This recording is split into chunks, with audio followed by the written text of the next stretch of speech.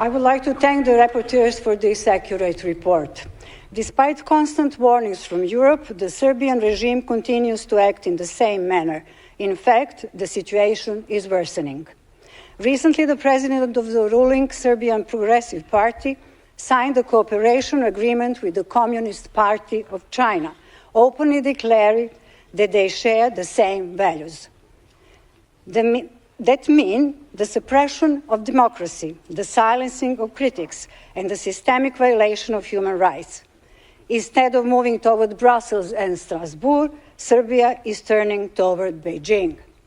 Simultaneously, a hostile propaganda campaign is being conducted in Serbia, targeting both the democratic opposition and the European Union. According to recent European Commission surveys, public support for Serbia's EU membership has dropped from 67% in 2012 to a mere 31%.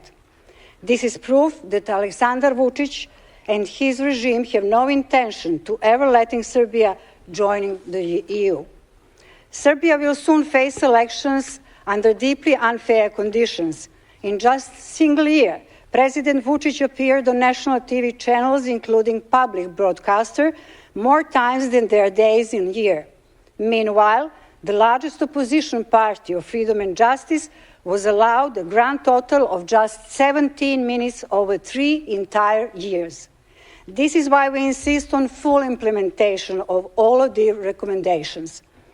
We must end water pressure, stop vote buying, and halt the blatant misuse of public resources.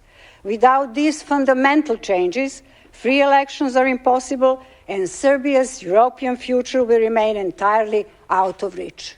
Thank you. Thank you. And the next speaker is Mr. Dodic. You have the floor.